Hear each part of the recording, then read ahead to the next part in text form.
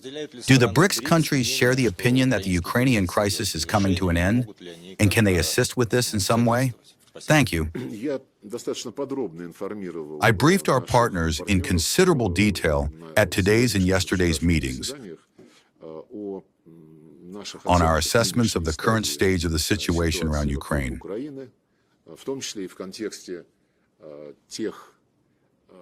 Including in the context of the issues on the BRICS agenda, having in mind the reform of the global governance system. If we speak about the Bretton Woods institutions from this angle, look at the statistics for the last 3 to 4 years. Right now, I don't remember. I can't vouch for the accuracy of the figure down to the last decimal point. But look at which countries received loans and how these loans compare with each other. For example, over the last 3 to 4 years, Ukraine received loans from the International Monetary Fund somewhere around, I am afraid of making a mistake, but around 600% of its quota, that is, exceeding its quota by 6 times. This amount of loans is several times higher than the loans received by all the countries of Africa over the corresponding period. This, by the way, is a vivid example of how the Bretton Woods institutions are currently managed and in whose interests. Not at all in the interests of fair global governance. Regarding the Ukrainian crisis, none of my colleagues spoke out at yesterday's and today's meetings. But I repeat, we gave a principled assessment of what is happening.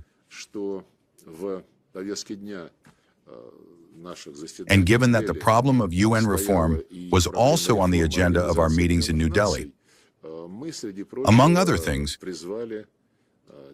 we called for firmly insisting on compliance with all principles of the UN Charter without exception, not selectively, but in their entirety and interconnectedness. Special attention was drawn to that part of the UN Charter, which for some reason our Western colleagues have stopped quoting and mentioning. I mean the requirement in the very first article of the UN Charter to ensure human rights regardless of sex, race, language, and religion. We drew attention to the fact that this specific point regarding language and religion is being flagrantly violated by the Nazi regime, which the West brought to power in Kiev in February 2014. I have already mentioned once when communicating with journalists that Ukraine is the only country where an entire language is banned in all spheres of life, and moreover, a language that is an official language of the UN. And those Western, as well as other representatives who consider it possible to communicate with the Kiev regime, do not mention at all, judging by what we hear and know, the need to return to compliance with general civilizational rules regarding language and religion. In Arab countries, no problem with Hebrew exists. In Israel, there are no problems with either Arabic or Farsi. Wherever you look around the world, where different religions, traditions, civilizations coexist. But in Ukraine, such a thing is possible. By the way, I heard that when Western colleagues, including some American ones, are reminded of this, they say like, well, there will be a settlement. And there we will definitely incorporate the task of returning to compliance with human rights in the sphere of language and religion. But this cannot be one of the conditions for a settlement.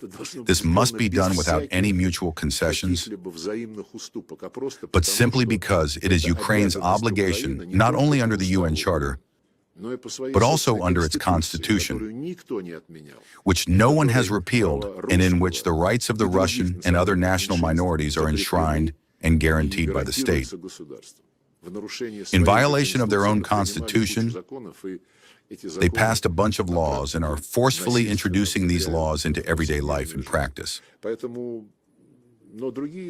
My colleagues listen carefully. I am sure that they understand what is happening. But no comments on Ukrainian affairs were made.